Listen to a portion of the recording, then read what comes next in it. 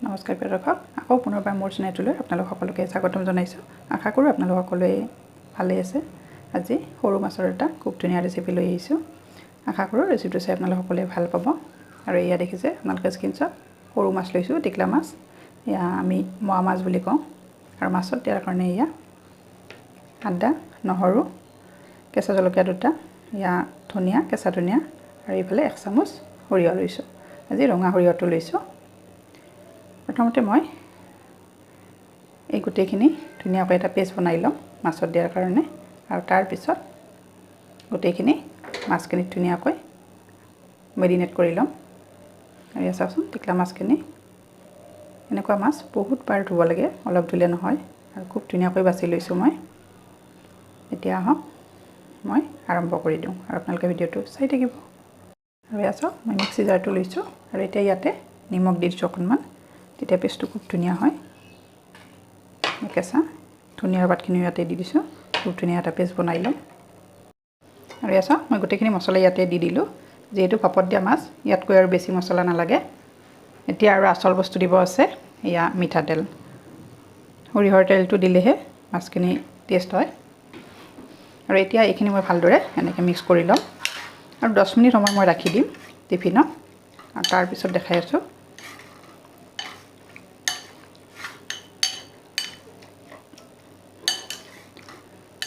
এনেকৈ টিফিনত দিলে সোনকালে হয় আৰু খুব সোৱাদ লাগে। আপোনালোকে যিসকলে বনাই পাইছে টিফিনত, তেওঁলোকে ইয়াৰ টেষ্টটো জানেয়ে। আৰু যিসকলে বনাই পোৱা নাই, আপোনালোকে মোৰ ভিডিঅ'টো সম্পূৰ্ণকৈ চাই তেনেকৈ বনাবচোন। আৰু ভাপত দিয়া মাছ বনালে সদায় কেঁচা ধনিয়াৰ পাত বা নৰসিংহৰ পাতটো দিবই লাগিব, নহ'লে কেঁচা গোন্ধটো নাযায় মাছৰ। আৰু এনেকৈ দিলে মাছৰ গোন্ধটো নাথাকে। খুব ধুনীয়া এটা গোন্ধ আহিছে তেলখিনি দিয়াৰ লগে লগে। এয়া চাওকচোন, দেখিবলৈ কিমান ধুনীয়া হৈছে মছলাখিনি। আপোনালোকে জলকীয়াটো নিজৰ পচন্দ মতে দিব। মই 2টা দিছোঁ, যিহেতু জলকীয়াখিনিৰ জ্বলা আছে। আৰু এনেকৈ মই 10 মিনিট ৰাখি দিম। আৰু এয়া চাওক, মোৰ 10 মিনিট হৈ গৈছে মেৰিনেট কৰা। এনেকৈ মেৰিনেট কৰিলে মাছখিনি খুব কোমল হয় আৰু মছলাখিনি ভিতৰত সোমাই যায় মাছৰ। আৰু এতিয়া এই টিফিনটোত মই অকণমান মিঠাতেল ল'ম, তেতিয়া লাগি নাথাকে। বেছি নহয়, অকণমান লৈছোঁ। আৰু এতিয়া মাছখিনি ইয়াতে মই ট্ৰান্সফাৰ কৰি ল'ম। আৰু এইফালে মই কুকাৰটোত পানী দিছোঁ, 1 কাপ পানী। পানীখিনি গৰম হৈ আছে। আৰু এয়া মই বাতিটোত ট্ৰান্সফাৰ কৰি ল'লোঁ। এয়া চাওকচোন, কালাৰটো কিমান ধুনীয়া হৈছে। খুব ধুনীয়া হৈছে কালাৰটো। আৰু এতিয়া মই কুকাৰত দি দিম আৰু ইয়াৰে ঢাকনিখন লগাই দিম, যাতে ভাপটো ওলাই নাহে বাহিৰত।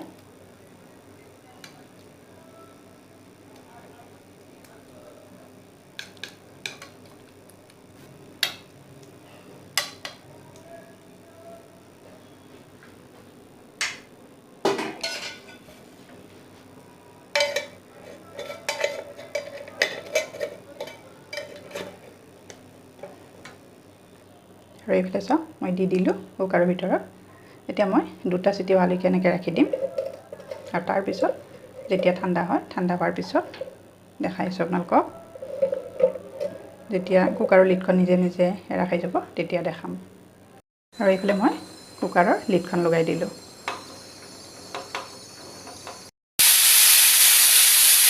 আৰু এয়া চাওক, মোৰ 2টা চিটি আহি গ'ল। এতিয়া মই গেছৰ ফ্লেমটো অফ কৰি দিছোঁ। আৰু ঠাণ্ডা হোৱাৰ পিছত দেখাই আছোঁ আপোনালোকক ইমান ধুনীয়া হয়। আৰু এয়া মই কুকাৰটোৰ পৰা ট্ৰান্সফাৰ কৰি ল'লোঁ।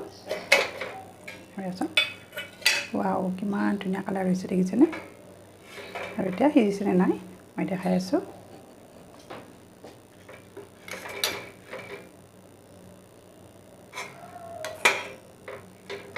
আৰু চাওক, একেবাৰে গলি গৈছে। মাত্ৰ 2টা চিটি দিছিলোঁ। চাওকচোন কিমান ধুনীয়াকৈ গলি গৈছে আৰু খুব লোভনীয় হৈছে। আপোনালোকৰ বাৰু কাৰ কাৰ প্ৰিয় ভাপত দিয়া মাছ জনাবচোন। মোৰ কিন্তু খুবেই প্ৰিয়, খুব লোভনীয় হৈছে। আৰু এনেকুৱা মাছ থাকিলে আৰু বেলেগ একোৱে নালাগে। খুব টেষ্টি হৈছে। গতিকে মোৰ আজিৰ সৰু মাছৰ ৰেচিপি ইমানতে সামৰণি মাৰিলোঁ। আশা কৰোঁ ৰেচিপিটো চাই আপোনালোক সকলোৱে ভাল পাব। আৰু যিসকলে এনেকৈ টিফিনত বনাই পোৱা নাই, আপোনালোকে মোৰ ভিডিঅ'টো চাই ধুনীয়াকৈ বনাব পাৰিব। গতিকে আজিলৈ আহিছোঁ। আকৌ এটি নতুন ৰেচিপি লৈ, নতুন টিপছ লৈ মই আপোনালোকৰ ওচৰত আহি আছোঁ। তেতিয়ালৈ ধন্যবাদ। কিমান ধুনীয়া এটা গোন্ধ আহিছে মাছখিনিৰ পৰা।